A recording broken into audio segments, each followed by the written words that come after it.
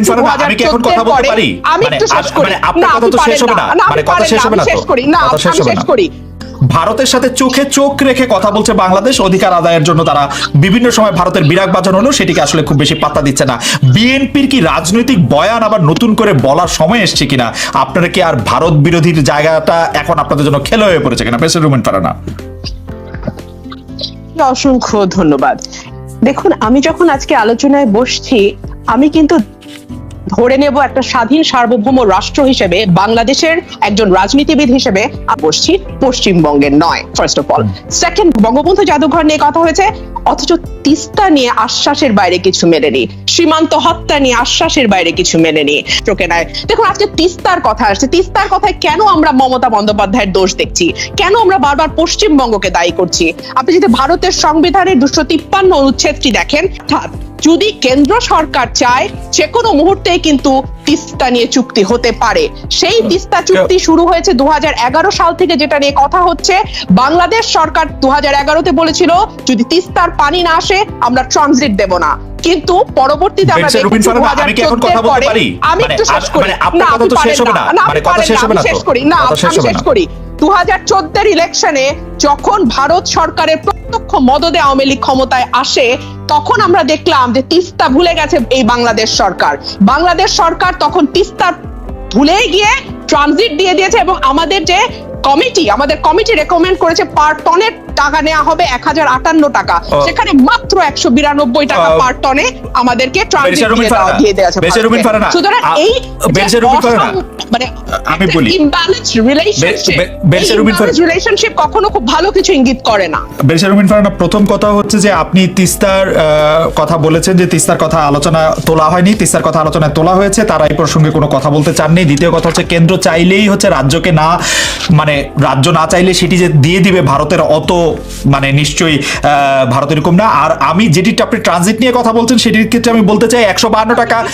আমি প্রশ্নটি করি ভারত এরকম না বলতে আপনি কি বোঝাচ্ছেন? আমি বলছি মানে কেন্দ্র না চায়, কেন্দ্র চায় শুধু রাজ্য না চেয়েও ভারত এটি দিয়ে দিলে ভারত এরকম না, ভারত এরকম না, ভারত এরকম না, কেন্দ্র চায় না, কেন্দ্র চায় না, কেন্দ্র চায় না, কেন্দ্র এরকম চায় না, কেন্দ্র চায় না, কেন্দ্র চায় না, ভারত বাংলাদেশকে সেই সম্মানের চোখে দেখে না, সেই সম্মানের চোখে দেখলে কেন্দ্র টু কেন্দ্র একটা চুক্তি হতে পারে। কেন্দ্র চায় না। আমাদের প্রধানমন্ত্রী তো বলতে বাধ্য হয়েছে ভারতকে আমরা এত দিয়েছি যে বাকি জীবন ভারতের কৃতজ্ঞ থাকবে।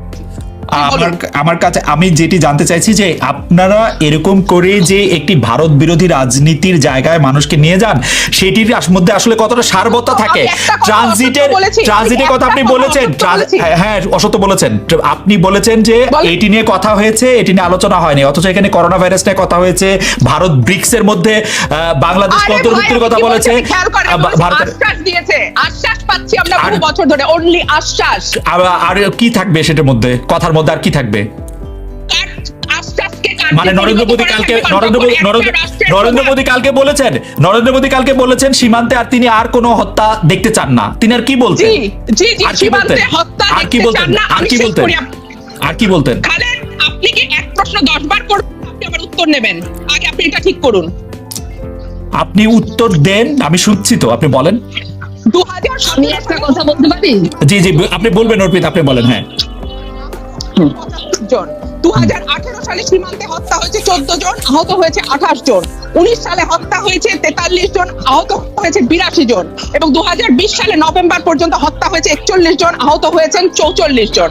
আপনি জানেন হিউম্যান রাইটস ওয়াচ সহ অন্যান্য যে মানবাধিকার সংস্থাগুলো আছে তারা প্রত্যেকে সীমান্ত হত্যার বিরুদ্ধে বলছে। গার্ডিয়ান বলছে যে ভারত বাংলাদেশ সীমান্ত হচ্ছে দক্ষিণ এশিয়ার বৌদ্ধ ভূমি।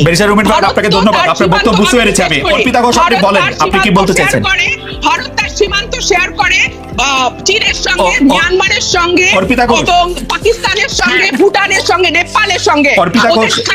ওই সীমান্তে তো আমরা হত্যা হতে দেখি না, কেন বাংলাদেশ সীমান্তে বারবার ভারত হত্যা করে যায়? ভারতকে ট্রানজিট দেওয়ার বিরুদ্ধে আপনি অনেক সোচ্চার, আগেও অনেক সময় সোচ্চার ছিলেন। গতকাল বাংলাদেশই ভারতের কাছে ট্রানজিট চেয়েছে। নেপাল, ভুটান ও ভারতের আগরতলা ব্যবসা তথা রপ্তানি এর উদ্দেশ্য, এটি নিয়ে আপনার মত কি আমরা একটু জানতে চাইব। ভারতের কাছ থেকে সোফার আশ্বাসের বাইরে আমরা কিছু পাইনি। তিস্তার ব্যাপারে যে কথাটি হচ্ছিল 2011 সাল থেকে সমানে আমরা আশ্বাস পেয়ে আসছিলাম এবং আজকে আশ্বাসের উপরে কিছু হয়নি। 54টি অভিন্ন নদী ভাগাভাগির পানি নিয়ে আমাদের কোনো কথা হয়নি। 1996 সালে যে গঙ্গা চুক্তি হয়েছিল, সেই গঙ্গা চুক্তিও কিন্তু 2017-তে এসে বাংলাদেশের প্রধানমন্ত্রী বলতে বাধ্য হয়েছেন যে এই ফরম্যাটে আর চুক্তি হবে না। অর্থাৎ ইন্টারন্যাশনাল যে স্ট্যান্ডার্ড, যে অববাহিকা ভিত্তিতে পানি বন্টন হবে, বেসিন বেসড, যেটা সেই জায়গাতে দেখা যাচ্ছে যে ফারাক্কা পয়েন্টে যেটুকু পানি আসে গঙ্গা থেকে সেটুকু পানি আমরা পাই, যে কারণে গ্রীষ্মকালে শুকনো হয়ে যায়, খটখটে হয়ে যায়, আর বর্ষাকালে একদম প্লাবন হয়ে যায়। একই ঘটনা ঘটতে যাচ্ছে তিস্তার ক্ষেত্রেও। গজলডোবা বাঁধে যেটুকু পানি আসবে, 2011 সালে যে আলোচনাটি হয়েছিল সেটা প্রেক্ষিতে আমি বলছি, চুক্তি তো আর হয়নি, সেই আলোচনা দেখা যাচ্ছে গজলডোবা পয়েন্টে যেটুকু পানি আসছে সেটা ভাগাভাগির কথা হচ্ছে। কিন্তু ইন্টারন্যাশনাল ল অনুযায়ী অববাহিকা ভিত্তিক যেটা ভারতের এক রাজ্যের সঙ্গে আরেক রাজ্যের, তামিলনাড়ুর সঙ্গে কর্ণাটকের যেই পানি যুদ্ধটা হয়েছিল সেখানেও কিন্তু বেসিন বেস সিস্টেমে তাদের পানির সমস্যার সমাধান হয়েছে। 2007 সালে তাদের ট্রাইব্যুনাল রায় দিয়েছে, 2018 সালে তাদের সুপ্রিম কোর্ট রায় দিয়েছে এই বিষয়ে। তো সুতরাং দুটো রাষ্ট্রের মধ্যে যখন পানি চুক্তি হবে তখন সেটা সেই ভিত্তিতেই হওয়ার কথা। এবং ট্রানজিটের কথা যেটা আপনি বলেছেন, হ্যাঁ সেই বিষয়ে তো বাংলাদেশের মানুষ অত্যন্ত সোচ্চার, নিশ্চয়ই সোচ্চার, কারণ এই তিস্তার সময় বলা হয়েছিল যে তিস্তার পানি না আসলে আমরা ট্রানজিট দেব না। কিন্তু দেখা যাচ্ছে যে তিস্তা আমরা দিয়ে দিয়েছি, যে কোনো কারণে হোক, সরকার অত্যন্ত নতজানু পররাষ্ট্রনীতির কারণে আমরা তিস্তা দিতে বাধ্য হয়েছি, কিন্তু তিস্তার চুক্তি হয়নি আমাদের, কিন্তু ঠিক আমরা ট্রানজিট দিয়ে দিব। আপনি কি মনে করেন যে ভারত কথা দিয়েও 2011 সাল থেকে বাংলাদেশ কখনো বলে নাই যে তিস্তার অধিকার বাংলাদেশ ছেড়ে দিয়েছে? বাংলাদেশ ছেড়ে দিয়েছে, আমার কথা শুনেন। 2011 থেকে বাংলাদেশ কখনো বলে নাই যে সে তিস্তার অধিকার ছেড়ে দিয়েছে, কিন্তু ভারত দিচ্ছে না। সেই ক্ষেত্রে বাংলাদেশের কি করা উচিত ছিল? আমি ধরে নিলাম আপনার কথা ঠিক, আওয়ামী লীগ নতজানু নীতি না হলে কি করা উচিত ছিল?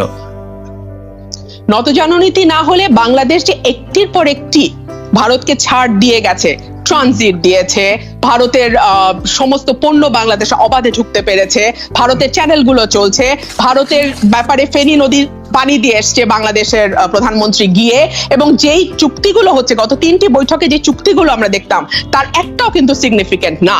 বাংলাদেশের কোস্টাল সার্ভিসে তারা রাডার বসাচ্ছে, সব রকম বাংলাদেশ তাদের কাছ থেকে অস্ত্র নিচ্ছে, সেই চুক্তি পর্যন্ত তারা করেছে $5 কোটি অস্ত্র। তারা বাংলাদেশ তো চীন থেকে সাবমেরিন কিনছে, বাংলাদেশ তো চীন থেকে সাবমেরিন নিচ্ছে, বাংলাদেশ চীন থেকে নিচ্ছে, কিন্তু আমাদের বুঝতে হবে যে আমরা ভারত থেকে কি পাচ্ছি, এটা কি সমভিত্তিতে হচ্ছে কিনা। আর একটা বিষয় বুঝতে হবে যে বাংলাদেশের 3 দিক বেষ্টন করে আছে ভারত।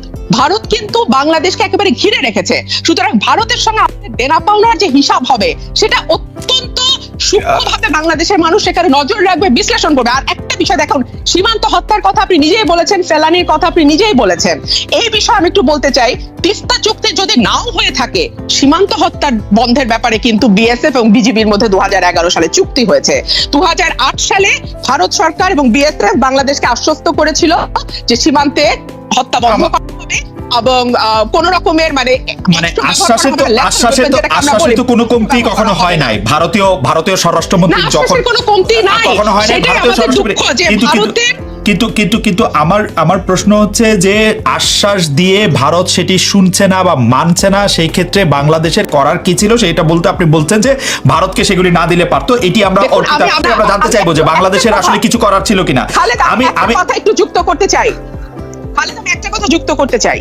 দুটো দেশের প্রধান যখন দুটো রাষ্ট্রের স্বার্থ নিয়ে বসে তখন তাদের প্রায়োরিটি কি আছে সেটা তাদের সেট করতে হবে। মুশকিল হচ্ছে বাংলাদেশ সরকারের প্রায়োরিটি 2014 সালে ছিল ক্ষমতায় থাকা, সেই কারণে তারা সুজাতা সিং এর সাহায্য নিয়েছে, সেই কারণে আমরা দেখেছি যে সালমান খুরশিদ তার বইয়ে লিখতে বাধ্য হয়েছে, এমনকি প্রণব মুখার্জি কোয়ালিশন গভর্নমেন্টে তার, আমি বইয়ের নামটা ভুলে গেছি, সেইখানেও তারা স্বীকার করেছে যে বাংলাদেশের নির্বাচনে একটি বিশেষ দলকে সাহায্য করবার ছাড়া ভারতের হাতে আর কোনো মানে seriously barrister Rubin Farhana, BNP এখনো এরকম মনে করে যে ধরেন কালকে ইন্ডিয়া ঠিক করলো যে বিএনপি মানে বিজেপি 2014 সালে আমি বলি আমি আমার কথা শেষ করি তারপর আপনি বলবেন। 2014 সালে সুজাতা সিং বাংলাদেশে এসে কেন হোসেন মোহাম্মদ এরশাদ সহ বড় বড় সকল নেতারা এখানে দৌড়ঝাঁপ করলেন এবং হোসেন মোহাম্মদ এরশাদকে বাধ্য করলেন নির্বাচনে অংশ নিতে। আমি আপনার কাছে প্রশ্নটা রেখে গেলাম, আপনি কি মনে করেন আমি এই ধরনের প্রশ্ন রেখে গেলাম? আমি এরকম এই সব ষড়যন্ত্র আমি বিশ্বাস করি না, কিন্তু আপনি আমার প্রশ্নের উত্তর দেন যে আপনার কাছে কি মনে হয় যে বিএনপি চাইলে মানে ভারতের সরকার চাইলে বিএনপি কে ক্ষমতায় বসায় দিতে পারবে, এটা বিএনপি মনে করে, রাইট? এবং সেই কারণে 6 বছর আগে যখন ভারতে বিজেপির নরেন্দ্র মোদী ক্ষমতায় আসছেন তখন নয়াপল্টনে মানে মিষ্টি বিতরণ হয়েছিল বিজেপি ক্ষমতায় আসার পরে। আপনারা এটাই মনে করেন যে ইন্ডিয়া চাইলে আপনাদের ক্ষমতায় বসায় দিতে পারবে? আমি শুধু কয়েকটা প্রশ্ন রেখে যাচ্ছি। 2014 সালে সুজাতা সিং এর ভূমিকা কি ছিল? সালমান খুরশিদ তার বইয়ে যেটা লিখেছেন the other side of the Mount, সেটা কতটুকু সত্য? প্রণব মুখার্জিটা লিখেছেন দ্য কোয়ালিশন ইয়ার্স, সেটা কতটুকু সত্য? সেখানে তারা যা লিখেছেন, এবং সুবীর ভৌমিক পরবর্তীতে যে কথাটি লিখেছেন সেগুলো কতটুকু সত্য? সেই প্রশ্নগুলো আমি রেখেই যাচ্ছি, কারণ এই প্রশ্নগুলো বাংলাদেশের মানুষের মনে আছে। আমার মনে আপনি কি আমার এই প্রশ্ন উত্তর দিবেন? আপনি কি আমাকে এই প্রশ্ন উত্তর দিবেন? আপনি মনে করেন যে ভারতীয় সরকার চাইলে বিএনপি কে ক্ষমতায় বসাতে পারে, সেই জন্য আপনারা বিজেপির ক্ষমতা আরোহণে মিষ্টি খান? আমি বিজেপির ক্ষমতা আরোহণে বিএনপি বলে না, বিজেপির ক্ষমতা আরোহণে শুধু বিজেপি কেন, বিশ্বে যে কোনো দেশে নির্বাচনে যদি নতুন সরকার গঠিত হয় থাকে বিশ্বের সকল দেশই অভিনন্দন জানায়। বিজেপির অমিত শাহ আপনাদের ফোন করেছে বলে মিথ্যাচরণ করেন। আপনি যা যা বলছেন, দেখুন আপনি এগুলো যা যা বলছেন সেগুলো একেবারেই প্রোপাগান্ডা, একেবারে আওয়ামী লীগের প্রোপাগান্ডা। এগুলোর উত্তর দেওয়া আমি যোগ্যই মনে করি। বিজেপি ক্ষমতা আসার পর আপনারা মিষ্টি খান নাই? এই মিষ্টি খাওয়া খাবি নিয়ে যা বলছেন এগুলো একেবারে আওয়ামী প্রোপাগান্ডা। বিজেপি ক্ষমতা আসার পরে আপনারা অভিনন্দন জানান নাই? সাধারণ মানুষ যে প্রশ্নগুলো করে, সাধারণ মানুষের প্রশ্ন তো সকল দেশই সকল রাজনৈতিক দলই অভিনন্দন জানিয়ে, মানে বিজেপি ক্ষমতা আসলে মিষ্টি খাইছে, বিশ্বের সকল রাজনৈতিক দল বিজেপি ক্ষমতা আসার পরে মিষ্টি খাইছে। বিজেপি ক্ষমতা আসার পরে সকল রাজনৈতিক দল মিষ্টি খাইছে। আমি অসংখ্য ছবি দেখছি টেলিভিশনে যে আপনারা মিষ্টি খাচ্ছেন। মিষ্টি আমাদের অফিসে পর্যন্ত মিষ্টি পাঠানো হয়েছে বিজেপি জেতার পরে। উন্নয়ন করতে হবে, যেমন ভারতের পররাষ্ট্রমন্ত্রী বা ভারতের মন্ত্রী পর্যায়ের লোকজন আসলে আপনারা দেখা করতে যাচ্ছেন। বেগম খালেদা জিয়া প্রণব মুখার্জির সাথেও দেখা করতে রাজি হন নাই, কিন্তু তারপরে ভারতীয় অন্য নেতৃবৃন্দের সঙ্গেও তিনি দেখা করার জন্য অনেক দূর পর্যন্ত গেলেন।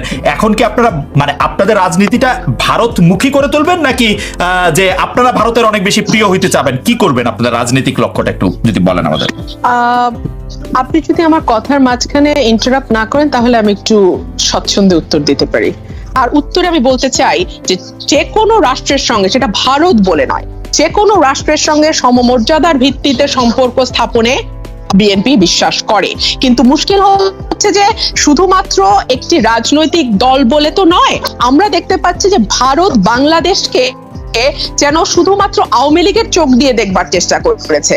এবং আমি আজকে বলতে বাধ্য হচ্ছি, দুঃখের সঙ্গে বলতে বাধ্য হচ্ছি, যে দক্ষিণ এশিয়ায় কিন্তু ভারত বন্ধুহীন হয়ে পড়ছে তার এই দাদাগিরি নীতির কারণে। এবং এই আলোচনা ভারতেই আছে। আমি আমার কথা বা বাংলাদেশের কোনো পত্রিকার রেফারেন্স আমি দেব না, আমি ভারতের কথাই আপনাকে বলি। ভারতের দ্য হিন্দু বলছে Modi's neighbourhood first policy losing the neighbourhood. ভারতের দ্য প্রিন্ট বলছে Modi's neighbourhood first push is being pulled down by decades of policy stagnation.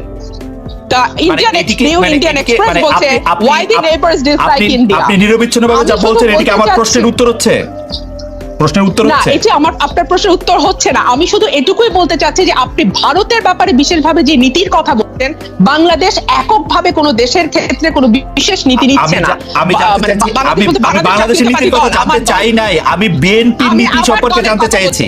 বিএনপির নীতি সম্পর্কে জানতে চাইছি। জি বিএনপি কোনো বিশেষ দেশের সঙ্গে বিশেষ নীতি নিচ্ছে না।